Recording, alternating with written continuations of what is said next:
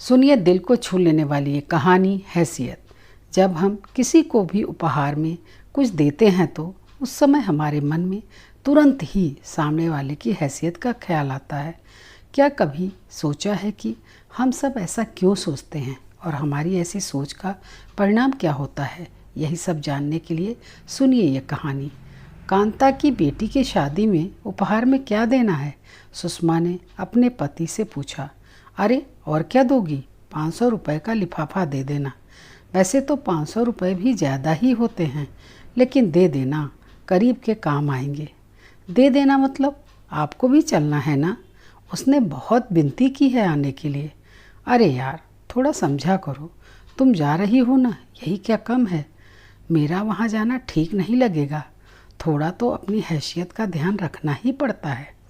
अगले महीने सुषमा ने कहा, कल आपके बॉस के बेटे की शादी है ना, सभी को चलना है। अरे हाँ, उपहार में क्या देना है?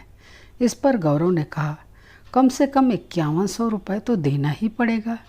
बीच में ही सुषमा बोल पड़ी, 5100 रुपये तो कुछ ज़्यादा होते हैं, हमारे महीने का पूरा बजट गड़बड़ा जाएगा। इस पर गौरव ने कहा, अरे यार सोचो, इससे कम देंगे तो बॉस क्या सोचेंगे? इज्जत का सवाल है, देना तो पड़ेगा ही।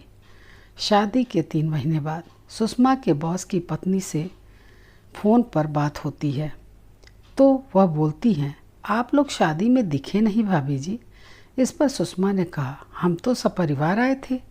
इस बात पर बॉस की पत्नी ने कहा, अच्छा वो क्या है ना, इतने मेहमानों में पता ही नहीं चला कि कौन आया है और कौन नहीं। उनकी ये बातें सुनकर सुषमा मन ही मन सोचने लगी कि जिन्हें हमने अपना पूरा बजट बिगाड़कर बड़ी परेशानी सह के 5100 रुपये दिए, उन्हें ये तक नहीं पता चला कि हम शादी में आए हैं या नहीं। तब उन्हें हमारे 5100 रुपये के वास्तविक मूल्य का अंदाज़ा तो शायद ही हुआ हो। काश इतने रुपए हमने कांता की बेटी की शादी में दिए होते तो वो उस उपहार को जीवन भर याद रखती। हमेशा से ऐसा ही तो कुछ होता आया है।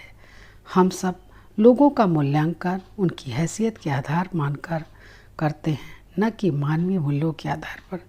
दोस्तों कमेंट ज़रूर करिएगा कि कहानी कैसी लगी तथा मेरे चैनल को लाइक और सब्सक्राइब करके मेरा प्रोत्साहन कीजिए। मिलती हूँ ऐसी ही एक नई और अनोखी कहानी के साथ।